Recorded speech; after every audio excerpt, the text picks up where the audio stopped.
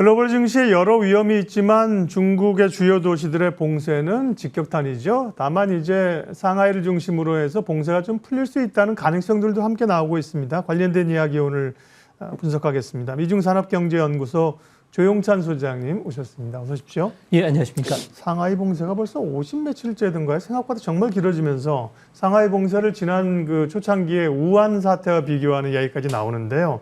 그것 때문에 어제 경제 지표 부진하게 나왔죠. 2분기 성장률 마이너스 가능성까지 얘기가 되네요. 네, 그렇습니다. 현재 31개 성시 중에서 13곳이 엄격한 이동 제한령이 발동이 되고 있는데요. 여기에는 상하이나 베이징, 정저뿐만 아니라 수조까지도 해당이 된다고 합니다. 이 때문에 소비는 물론이고 생산 그리고 수출까지도 어려운 상황이 되고 있는데요. 이 때문에 중국에서는 제조업 그리고 비제조업 PMI를 가지고 GDP 성장률을 산출해 보면은 2분기는 전분기 대비해서 마이너스 1.5%까지 하락할 것이라고 합니다. 다행히 어제 상하이시가 6월 중에 코로나와 관련해서 락다운을 해제시킬 가능성을 언급을 했는데요. 하지만 중국에서는 이를 믿는 중국인들은 거의 없다고 합니다. 아무래도 중국 정부가 정책을 발표하면은 밑에선 대책이 나오는데요. 중국에서 실제 이런 방역을 집행하는 부서는 중국의 그 말단 기초 단체인 반상회 같은 자치단체들입니다. 이 지역 같은 경우에는 아무래도 적게는 500명에서 많게는 3,000명 정도까지 관장을 하게 되는데요. 신규 코로나 확진자가 발생한다든지 또 2억 한 7천만 명 60세 이상 고령자들을 중심으로 해서 확산이 됐을 경우에는 문제가 되기 때문에 현재 규제가 해제되더라도 실무층에서는 여전히 규제가 계속 될 가능성이 현재로서는 더 높을 것으로 보여집니다. 중국 주요 도시에 있는 현지 기업도 어렵겠습니다만 중국의 생산 기지가 있는 진출해 있는 해외 외국 기업들 굉장히 어려운 거잖아요. 일부 좀 제로 코로나 그다음에 규제 이런 것 때문에 중국을 좀 사지에 떠나야겠다 이렇게 생각하는 기업들도 쉬운 건 아니지만 생산 설비가 있지만 그런 기류도 좀 형성이 되고 있다고요. 네, 세계에서 가장 빠르게 성장하는 중국 시장을 포기한다는 것은 기업 입장에서는 끔찍한 일인데요. 하지만 서방 기업들 같은 경우에는 임계치에 도달한 상황이기 때문에 이를 아주 엄격하게 실시하는 기업들이 좀 늘고 있다고 합니다. 아무래도 인권 무시 차원도 있겠고요. 또 신뢰할 수 없을 정도의 수출 기업들에 대한 통제도 심해지고 있고 또 반외국인 제재법뿐만 아니라 미중 간의 갈등이 이런 현상을 부추기고 있다고 합니다. 특히 유럽 기업들 중에서는 23%가 철수를 좀 고민하고 있는 상황이고요. 또 미국은 애플이라든지 스타벅스 그리고 에스테로더 그리고 코카콜라를 중심으로 해서 신규 투자를 줄이겠다는 이야기를 하는데요. 이 때문에 매출 감소로 29% 미국 기업들 같은 경우는 중국 사업과 관련된 투자를 이제 줄일 계획이라고 합니다. 이뿐만 아니라 미국이 중국에 대한 투자를 절반 정도만 줄이더라도 제조업체 같은 경우에는 연간 250억 달러 피해 그리고 금융기관들은 300억 달러 피해가 예상이 되기 때문에 아무래도 미국 기업들의 이익에도 영향을 끼치지 않을까 보여집니다. 네. 엔티티 리스트 반외국 제재법. 반외국 제재법이라는 거는 이해가 되는데 엔티티 리스트라고 하는 거는 외국 기업들에게 뭔가요? 네, 중국 정부가 수출 기업들을 중심으로 해서 자기의 우호적이 않은 나라들 기업에 대해서는 수출을 통제하는데요. 네. 반도체라든지 AI, 빅데이터, 히토류가 대상이 된다고 합니다. 네, 그런 리스트이군요. 네. 중국의 도시 봉쇄, 특별히 상하이로 테슬라, 애플 이런 기업들이 국내 기업도 그렇지만 큰 타격을 받고 있는데 특별히 애플이 피해가 크군요. 어느 정도입니까? 네, 세계에서 중국은 애플의 상상 기지가 되고 있는데요.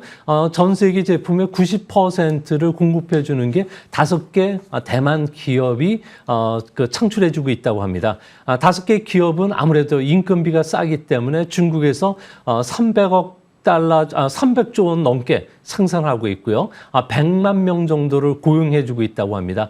4월부터는 세계 공장에서 가동이 지금 멈춰져 있는 상태인데요. 이 때문에 신제품 출시가 2개월째 지금 지연이 되고 있고요. 주력 노트북인 프로 같은 경우에는 콴타 상하이 공장에서 생산을 하는데 4월 초순부터 이 공장이 문을 닫으면서 4만 명이 지금 생산직이 실제 근무를 하지는 못하고 있다고 합니다. 이 밖에 정조라든지 쿤산, 선전도 마찬가지인데요. 정조 공장 같은 경우는 세계 최대 공장이긴 하지만 5월 3일부터 아무래도 생산 규제에 들어갔기 때문에 애플 같은 경우에는 2분기에만 최소 40억 달러, 많게는 80억 달러 정도의 매출 감소가 불가피하다고 합니다. 네. 근데 코로나는 사실 중국만 겪는 건 아닌데요. 중국은 특별히 제로 코로나 정책을 고수하고 있기 때문입니다.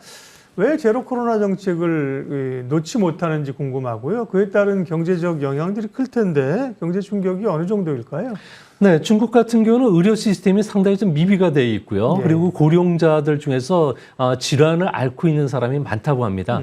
이 때문에 이를 규제를 해제했을 경우에는 매일 70만 명 이상의 신규 코로나 환자가 발생할 가능성이 있고요. 사망률은 세계에서 가장 높다고 한다고 합니다.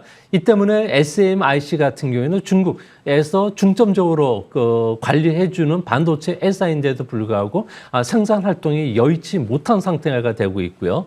이 때문에 지난주에 발표되었던 중국의 4월 신규 대출 같은 경우는 3월 달부터 무려 80%나 급감할 정도로 이제 경제 활동이 임계치에 달아 있는 상태라고 합니다. 이 때문에 6월 이후에도 코로나와 관련된 엄격한 방역 활동이 진행이 된다면 실물 경제가 상당히 위축이 돼서 중국 경제가 더 이상 회복이 불가능한 상태로 들어가는데요. 이 때문에 리커창 총리 같은 경우는 측근들이 이제 다시 경제 전면에 쓰면서 정책 총동원령까지 발동을 하고 있다고 합니다. 지금 그림을 보시는 거는 중국의 가장 중요한 경제 문제보다 사회 안정을 중시하는데 사회 안정의 기본적인 필수가 매년 1,100만 명의 일자리를 창출해줘야 된다고 합니다.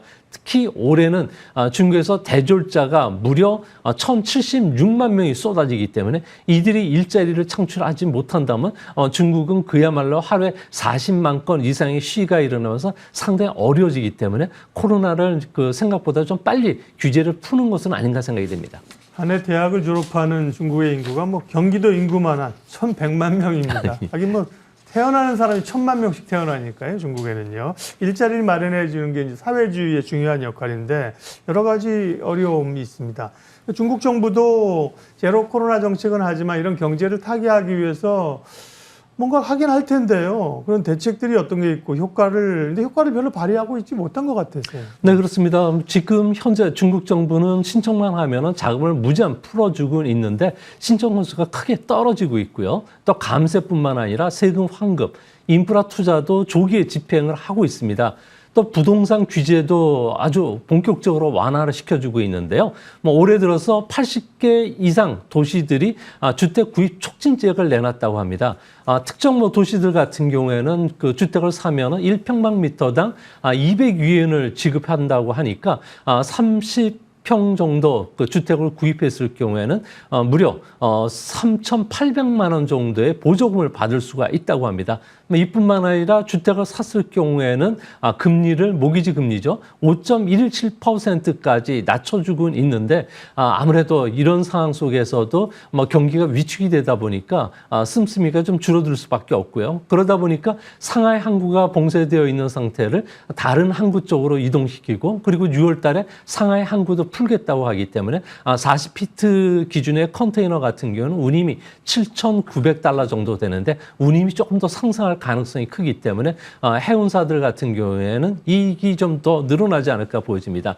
특히 물류 흐름을 보여주는 트럭 화물 운송 지수들을 보면은 수조나 정조, 베이징, 상하이 같은 락다운 도시들은 위축이 되고 있지만 나머지 도시들은 서서히 회복이 되고 있다는 점에서 중국 경제는 어둡지만 현재는 바닥 국면을 지나고 있고 코로나가 확산되지 않는다면은 회복 속도가 좀 빨라질 가능성도 있지 않나 이렇게 보여집니다. 부동산 얘기도 하겠습니다. 지난해 헝다 사태가 있었는데요. 전면적인 부동산 붕괴로 나타나고 있지는 않지만 지난해 9월부터 중국의 주택가격 하락세는 멈추지 않고 있다고요? 네, 그렇습니다. 네. 현재 주택 가격은 10개월째 계속 하락을 하고 있는데요. 네. 이 때문에 가격이 인하되고 그리고 할인 판매를 하고 있지만 헝다에 이어서 중국 3위 부동산 개발업자인 롱창까지도 외화 표시 회사채에 대해서 이자 지급을 못하겠다고 선언할 정도로 상당히 경영이 악화되고 있다고 합니다. 특히 부동산 판매가 50% 이상 지금 급감하고 있는데요. 이 때문에 중국 정부가 여러 가지 제재 조치들을 풀고 그리고 완화 조치를 내놓고는 있지만 여전히 그 중국의 민간 기업들을 중심으로 해서 규제가 강화되고 있고요. 또한 세계적인 금리 상승으로 외자 기업들이 이탈하고 있기 때문에 현재 중국의 부동산과 관련된 경제 환경은 상당히 좀 악화될 가능성이 조금 더 남아 있지 않나 보여집니다. 네. 부동산은 지난번에 이제 헝다이기 때문에 한번 출렁였는데 부동산이 사실 이렇게 어려워지고 붕괴되면 중국 경제는 추가적인 영향이 불가피할 텐데 어떻게 보세요? 네, 지금 현재 중국 같은 경우는 그 부채 압축보다도 자산 가격 하락이 좀 더 빨라지면서 버블 붕괴 조짐들이 일어나고 있는데요. 아무래도 이 때문에 채권자들 같은 경우에는 부동산 개발 회사들을 중심으로 해서 서둘러서 자금을 회수하는 과정에서 토지나 예금을 압류하는 사태들이 일어나고 있고요. 또 부동산 개발 회사들은 자금을 확보하기 위해서 주택을 할인 판매를 경쟁적으로 펼치고 있기 때문에 앞으로도 그 계속 주택 가격이 하락하는 악순환이 지속이 되지 않을까 보여집니다. 이제 문제는 중국 GDP에서 부동산 시가총액이 차지하는 비중이 무려 414%인데요. 이는 미국의 148%보다 월등히 높고요. 또 이 때문에 민간 부채 35조 달러 같은 경우에도 상당한 위험 수준까지 도달할 가능성이 있지 않나 보여집니다. 이 때문에 앞으로 당분간 집값 하락이 지속되는 가운데는 아무래도 그 개인 소비뿐만 아니라 생산 그리고 부동산 개발에서의 디폴트가 계속 일어날 수가 있는데요. 이렇게 된다면 중국은 자본의 그 경영 효율성이 크게 떨어지면서 중국 경제가 악화될 가능성이 크고요. 또 위안화 절하 압력도 이전보다 더 강하게 받을 수가 있기 때문에 3분기 중국의 위안화 절하 압력은 커질 것으로 보여집니다. 네, 환율 얘기하셨는데 마지막으로 위안화 체크하겠습니다. 이제 원화도 약세이고요. 위안화, 엔화 다 약세지 않습니까? 달러가 강세이기 때문에 그런데 위안화는 어느 정도 지금 수준이고요. 3분기 약세로 간다고 말씀하셨으면 어느 정도까지 보고 있어요? 네, 위안화 같은 경우는 현재 1달러에 6.7위엔대에서 1.8위엔을 돌파하기 위해서 움직이고 있는데요. 네. 중국 정부는 현재 유일한 성장 동력이라고 할 수 있는 수출을 부양시켜야 하지만 올해 성장률 목표를 달성할 가능성이 있지 않나 이렇게 보여집니다. 이 때문에 바이든 정부가 물가 안정을 위해서 중국산 제품에 대한 관세를 지금 낮춰줄 계획이나 생각을 갖고 있는데요. 네. 이 때문에 위엔화를 7위엔까지 좀 절하시키면서 수출을 좀 독려할 가능성이 있지 않나 보여집니다. 이제 문제는 외환 보유액이 지금 4개월 연속 감소를 하고 있는데요. 외자 쪽에 자금 이탈이 본격화되고요. 중국 부자들도 해외로 자본 이동이 좀 빨라지고 있기 때문에 앞으로 중국 같은 경우에는 위엔화 절하 압력이 더 빨라지고 이거를 막기 위해서 디지털 위엔화 보급을 하면서 위엔화 거래를 감시를 한층 강화시킬 가능성이 크다는 점에서 중국은 그야말로 감시 사회로 본격적으로 들어갈 가능성도 있는 것으로 생각이 됩니다. 네, 증시 얘기도 짧게 할 수 있는 시간이 확보가 좀 됐는데요. 네, 홍콩은 좀 불안정하고요. 그래도 중국 증시는 최근에 보면 그렇게 많이 밀리지는 않는 상황인데요. 증시 상황 마지막으로 알려주십시오. 네, 중국 증시 같은 경우는 92년도에 개방이 됐고요. 네. 평균 17% 정도 주가가 상승을 했습니다. 그 중에서도 5년에 한 번 있는 올해 당대회 같은 경우에는 무려 6번 그 당대회 기간 동안에 48% 정도 이례적인 주가 상승이 있었고요. 네. 2002년을 지나고 5번 경우에는 플러스 성장을 보였습니다. 2002년 같은 경우는 IT 거품이 꺼졌기 때문에 그런데요. 이 때문에 중국 같은 경우에는 국가 대표팀이라고 불리는 연기금이라든지 기관들의 순매수 지시가 지금 내려간 상황이고요. 하반기에는 경기 자극제뿐만 아니라 증시와 관련된 다양한 경기 부양책을 발표될 가능성이 높다는 측면에서 하반기 중국 증시의 그 선점 반등을 기대해 볼 수 있지 않나 생각이 됩니다. 집중 분석, 중국의 도시봉쇄 경제 영향들 진단했습니다. 미중산업경제연구소 조용찬 소장님 함께해 주셨습니다. 고맙습니다.